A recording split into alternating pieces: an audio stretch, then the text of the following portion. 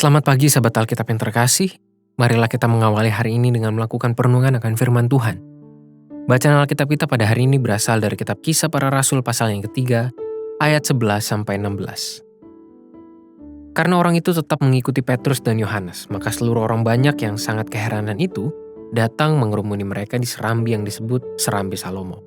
Petrus melihat orang banyak itu lalu berkata, "Hai orang Israel, mengapakah kamu heran tentang kejadian itu, dan mengapa kamu menatap kami, seolah-olah kami membuat orang ini berjalan karena kuasa atau kesalahan kami sendiri? Allah Abraham, Ishak dan Yakub, Allah nenek moyang kita, telah memuliakan hambanya, yaitu Yesus yang kamu serahkan dan tolak di depan Pilatus.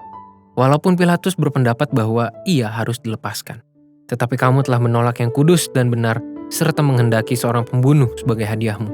Demikianlah ia, pemimpin kepada hidup, telah kamu bunuh, tetapi Allah telah membangkitkan dia dari antara orang mati.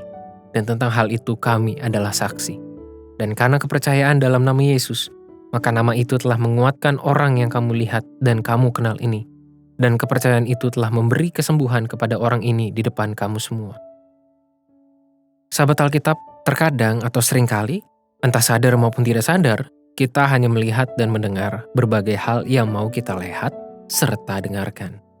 Alhasil, kita justru meluputkan banyak hal penting yang meski terlihat dan ada di hadapan kita, namun tidak dapat kita sadari keberadaannya.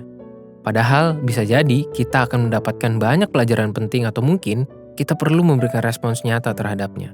Misalnya, selama ini terdapat anggota di dalam keluarga kita yang ternyata sedang menghadapi pergumulan berat dan membutuhkan didengarkan. Namun, kita yang terlalu sibuk dengan kegiatan personal pun justru tidak mampu menyadari keberadaan dirinya dengan segala kondisi yang ia alami. Hal ini bisa terjadi pada orang tua, anak, saudara, atau mungkin saja rekan-rekan di kantor, di sekolah, di gereja, maupun tempat lain di mana kita berkomunitas. Khotbah yang Petrus sampaikan di hadapan orang-orang Yahudi yang berlokasi di Serambi Salomo pun memberikan kita sebuah pesan tentang perlunya memiliki kepekaan dalam menyadari dan memahami banyak hal yang ada di sekitar kita. Petrus menegur orang-orang Yahudi yang terheran-heran melihat mujizat sembuhnya orang lumpuh. Namun, mereka justru menolak Yesus Kristus.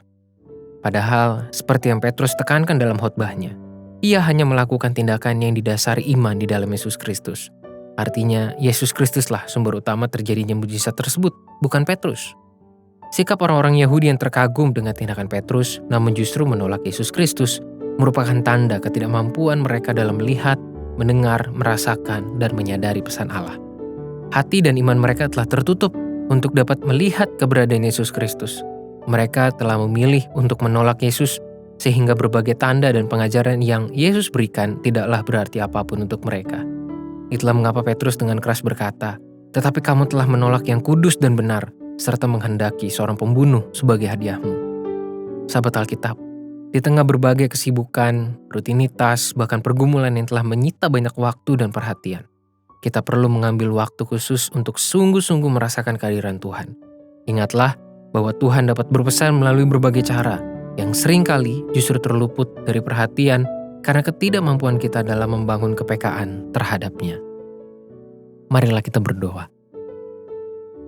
Tuhan, binalah kami, hati dan pikiran kami untuk memiliki kepekaan dalam menyadari kehadiran, keberadaan Tuhan, pesan yang Tuhan sampaikan kepada kami melalui banyak cara yang mungkin bahkan bisa jadi seringkali terluput dari perhatian kami.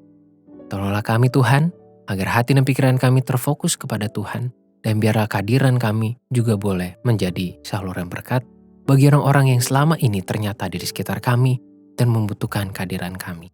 Hanya di dalam nama Tuhan Yesus kami berdoa dan mohon. Amin.